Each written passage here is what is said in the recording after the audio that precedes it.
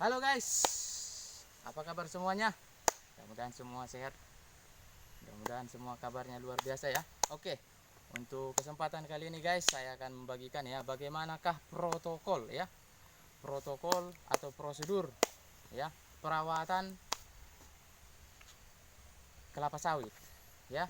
Nah di sini protokol perawatan kelapa sawit ini kita harus menerapkan guys 5M.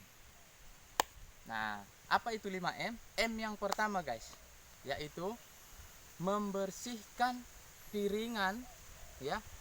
Kalau di sini bahasanya tapak ya, atau sekeliling dari kelapa sawit itu sebelum melakukan pemupukan. Nah, ini guys, bersihkan piringannya. Minimal jaraknya itu 1 meter minimal. Kalau Anda mau buat lebih 2 meter bagus ya. Itu. Tapi jangan semua. Ingat, jangan semua ya.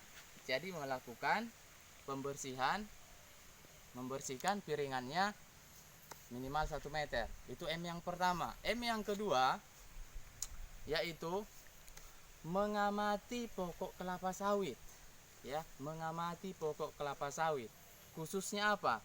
Daun dan buah ya. Misalnya, apabila daunnya itu kuning-kuning, kemudian pada daun yang masih muda tapi sudah kuning, kemudian sudah ada tembus bercak-bercak kekuningan dan bolong-bolong daunnya, itu artinya guys, kita membutuhkan ya pupuk lebih banyak. Artinya kita harus berikan pupuk kepada pokok yang daunnya kuning-kuning itu lebih banyak ya.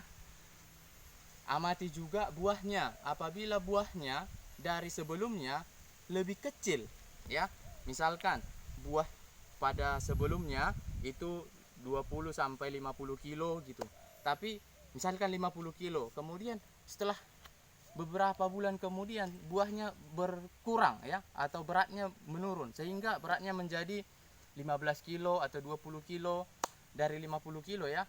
Nah itu artinya kita harus melakukan ya pemupukan ya. Nah itu M yang kedua, melakukan pengamatan terhadap daun dan buah. Protokol yang ketiga, M yang ketiga adalah kita harus melakukan pemupukan ya. Pemupukan ini bagusnya dilakukan 1 kali dalam 3 bulan, minimal 33 kilo ya.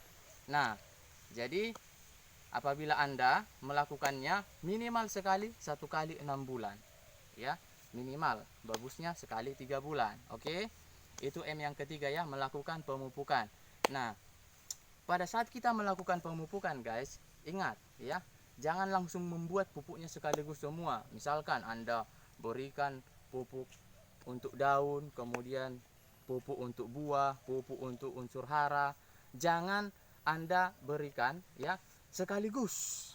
Nah ya, nah untuk itu guys, lakukan pemupukan pertama. Misalkan saya melakukan pemupukan khusus daun. Nah kemudian saya lakukan pemupukan berikutnya itu setelah 2 minggu ya. Itu M yang ketiga ya, melakukan pemupukan rutin minimal 1 kali 6 bulan, bagusnya 1 kali 3 bulan. Oke.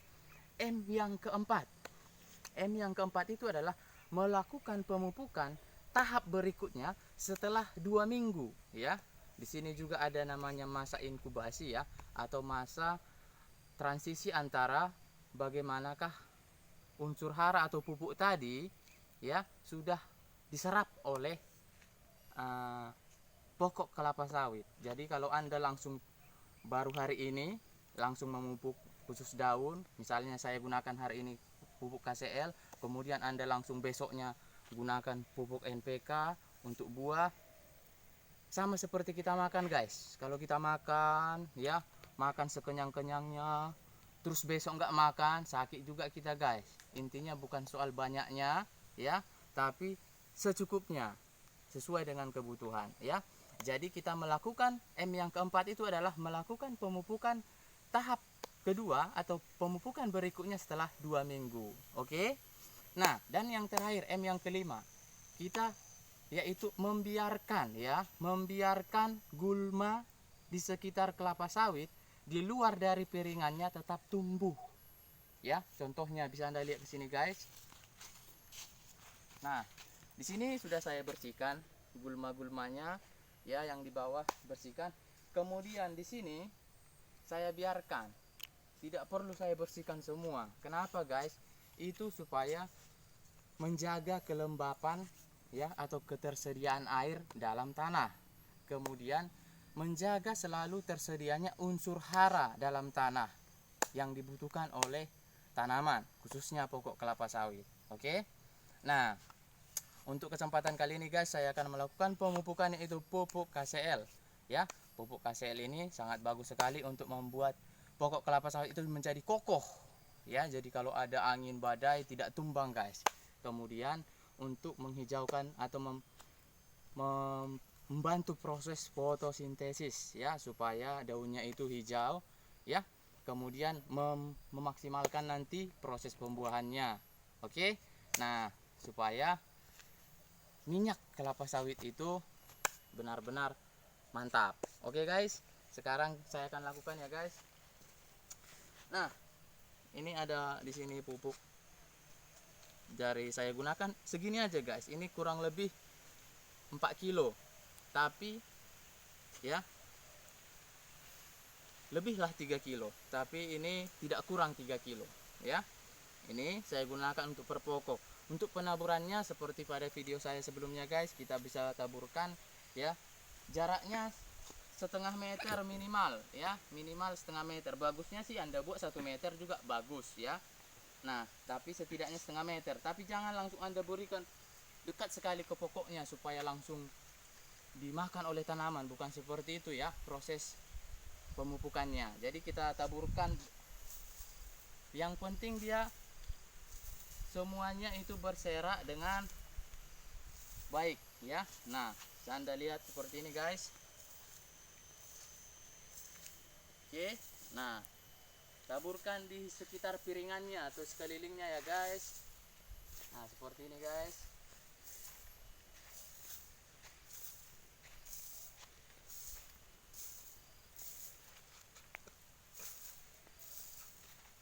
Oke guys, Anda perhatikan guys, menaburkannya guys. Nah, sekelilingnya sikit-sikit tapi merata ya guys. Jangan menumpuk semua pupuknya. Anda mau taburkan tapi menumpuk ya. Nah, Anda lihat guys. Habis. Nah, sikit-sikit dia tipis-tipis tapi merata pada sekeliling pokoknya ya. Jangan di sini semua menumpuk tebal-tebal bahkan menggumpal di situ pupuknya, jangan. Oke. Nah, saya lakukan di sini sekali lagi ya untuk yang di sana ya guys. Tetap ikuti guys ya, supaya benar-benar paham sekali guys. Ini pupuk yang saya gunakan ya guys, pupuk ya KCL ya. Ini pupuk KCL ya guys. Ini bukan saya mau promosi guys, tapi saya itu sudah merasakan ya bagaimanakah manfaat pupuk ini ya. Manfaat pupuk ini untuk kelapa sawit, supaya kelapa sawit kita itu guys, jangan Anda biarkan sampai kosong ya, jadi trek buahnya. Kalau Anda tidak melakukan pemupukan itu secara rutin, nanti buahnya akan trek. Artinya apa? Sempat 1 bulan sampai 3 bulan kosong buahnya ya. Bahkan bunga-bunganya itu tidak jadi buah. Karena apa? Tidak ada ya unsur yang dibutuhkan untuk proses pembuahan. Oke guys, nanti kita akan berikan pupuk buah berikutnya. Ingat ya guys, sedikit tapi merata guys.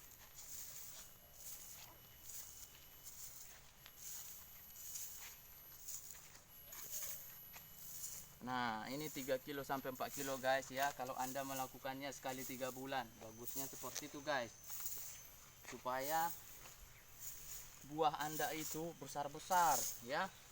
Dan saya jamin tidak akan pernah trek buahnya guys, atau sempat jadi kosong. Nah, ini dia guys ya, sedikit-sedikit